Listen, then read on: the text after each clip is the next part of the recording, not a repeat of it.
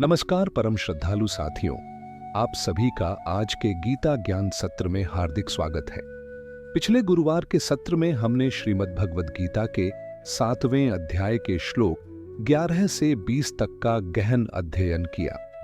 इन श्लोकों में भगवान श्री कृष्ण ने बताया कि वे ही सभी शक्तियों के मूल हैं, चाहे वह बल, बुद्धि, भक्ति या धर्म हो। उन्होंने यह भी समझाया कि कैसे लोग विविध कामनाओं के कारण विभिन्न देवताओं की पूजा करते हैं और कैसे वे स्वयं ही उन भक्ति भावनाओं को स्वीकार करते हैं और फल प्रदान करते हैं। साथ ही उन्होंने सच्चे ज्ञान और भक्ति योग की महत्ता को उजागर करते हुए कहा कि दुर्लभ ही कोई ज्ञानी भक्त होता है जो वास्तव में भगवान को ही सर्वस्व मानता है। यह ज्ञान हमें सिखाता है कि सत्य के प्रति श्रद्धा और भक्ति ही हमें मोक्ष की ओर ले जाती है।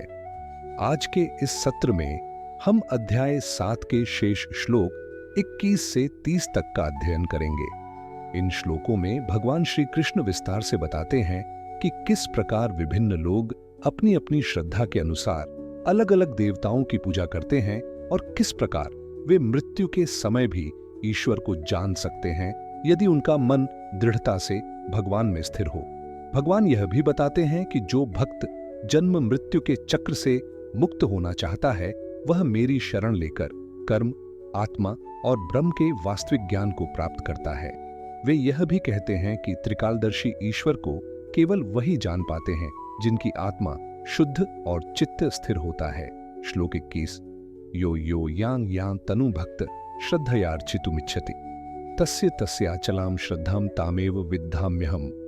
भावार्थ, भगवान श्री कृष्ण कहते हैं जो भी भक्त जिस जिस देवता के स्वरूप को श्रद्धा के साथ पूजना चाहता है मैं उसकी उस श्रद्धा को स्थिर और दृढ़ कर देता हूं। व्याख्या, यहां भगवान यह स्पष्ट करते हैं कि प्रत्येक जीव की श्रद्धा और उसका लक्ष्य भी अंततः उसी परम तत्व की प्रेरणा से होता है। यदि कोई किसी विशेष देवता की आराधना करना चाहता है तो उसकी श्रद्धा भी भगवान ही प्रदान करते हैं।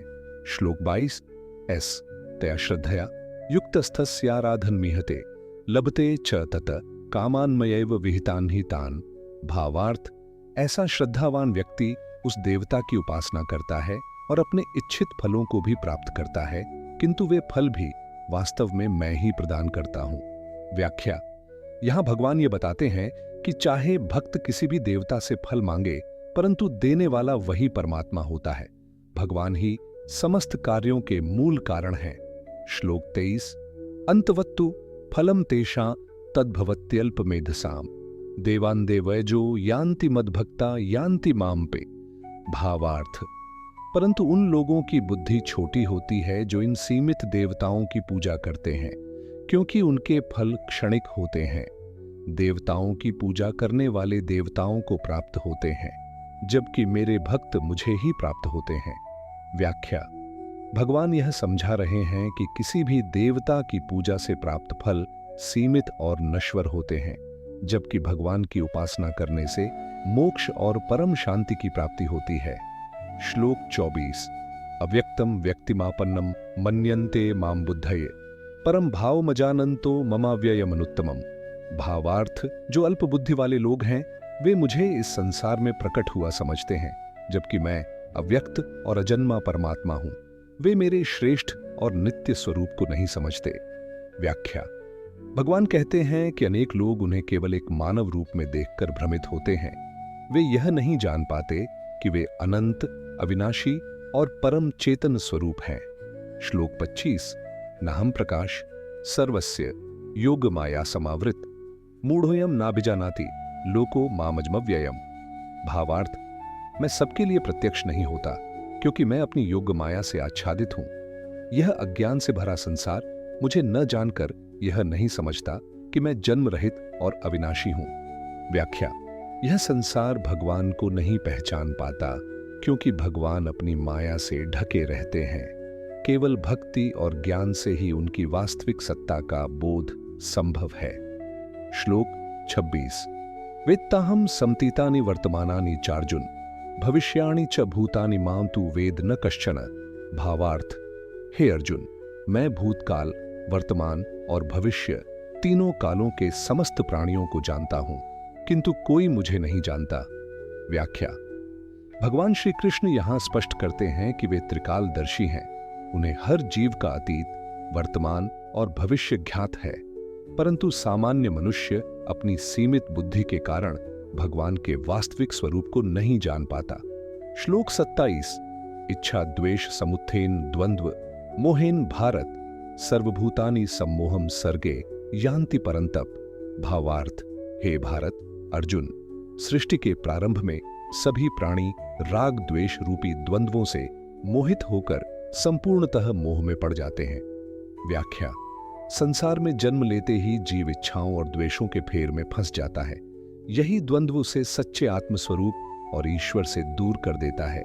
यह संसारिक भ्रम भगवान की योग माया का ही प्रभाव है। श्लोक 28। येषां त्वन्तगतं पापं जनानां पुण्यकर्मणां ते द्वंद्व मोह निर्मुक्ता भजन्ते माम दृढ़व्रता। भावार्थ। जिन पुण्यात्माओं के पाप नष्ट हो गए हैं, जो द्वंद्वों से मुक्त हो गए हैं, वे दृढ़ निश्चय के साथ मेरी भक्ति करते हैं। व्याख्या। ईश्वर की भक्ति में स्थिर वही होते हैं जिनका चित्त शुद्ध होता है, जिनका जीवन सत्कर्मों से भरा होता है। राग द्वेष से परे ऐसे भक्त ही भगवत प्राप्ति के योग्य होते हैं। श्लोक 29। जरा मरण मोक्षाय मामाश्रित्य यतन्ति ये ते ब्रह्म तद्विदु कृत्स्नमध्यात्मम कर्म चाखिलम। भावार्थ। जो लोग जन्म मृत्यु के चक्र से मुक्त होना चाहते हैं, वे मेरी शरण में आकर प्रयत्न करते हैं। वे ब्रह्म, आत्मा और समस्त कर्मों के तत्व को भली भांति जानते हैं। व्याख्या। भगवान बताते हैं कि केवल वही भक्त इस संसार के बंधनों से मुक्त हो सकते हैं जो उनके शरणागत होकर ज्ञान, ध्यान और कर्म के रहस्य को समझते हैं। श्लोक 30। साधिभूता अधिदैवम मां साधियज्ञम च ये विदु प्रयाण काले पिच माते विदुरयुक्त चेतस। भावार्थ। जो लोग मुझे अधिभूत स्थूल प्रकृति, अधिदैव देवता और अधियज्ञ यज्ञ का अधिष्ठाता रूप में जानते हैं, वे अंत समय में भी मुझे ही जान पाते हैं। व्याख्या। जो भक्त जीवन भर भगवान के तीनों पहलुओं को समझते हैं, भौतिक जगत, अधिभूत, देवत्व, अधिदैव और यज्ञ, अधियज्ञ, वे मृत्यु के समय भी भगवान का स्मरण कर उन्हें प्राप्त कर लेते हैं। निष्कर्ष। आज के इन श्लोकों में भगवान श्री कृष्ण ने श्रद्धा, भक्ति, ज्ञान और मोक्ष के अत्यंत गूढ़ रहस्यों को सरल और सुलभ रूप में हमारे समक्ष प्रस्तुत किया है। उन्होंने हमें यह सिखाया कि चाहे हम किसी भी मार्ग पर हों, यदि हमारी श्रद्धा सच्ची है और हमारी चेतना भगवान में स्थिर है, तो अंततः वही हमें अपने स्वरूप की ओर आकर्षित करते हैं। वास्तव में सच्चा ज्ञानी वही है जो जन्म मरण के बंधन से मुक्त होकर ईश्वर को ही सर्वस्व मानता है और उनकी भक्ति में लीन रहता है। अगले गुरुवार हम श्रीमद् भगवद गीता के 8वें अध्याय अक्षर ब्रह्म योग के पहले 10 श्लोकों का अध्ययन करेंगे। इस अध्याय में अर्जुन भगवान से मृत्यु के समय ईश्वर का स्मरण करने की विधि, ब्रह्म क्या है, अधिभूत अधिदैव क्या है और मोक्ष की प्राप्ति का रहस्य पूछते हैं। भगवान श्री कृष्ण इन प्रश्नों का सुंदर समाधान करते हैं। यह अध्याय आत्मा, परमात्मा और जीवन के अंतिम लक्ष्य की गहराई को समझाने वाला है। आप सभी से निवेदन है कि इस ज्ञानमय यात्रा में हमारे साथ जुड़े रहें। अंत में यदि यह ज्ञान उपयोगी लगा हो तो कृपया वीडियो को लाइक करें, चैनल को सब्सक्राइब करें और इसे अन्य साधकों तक पहुंचाएं। हरि ओम तत्सत।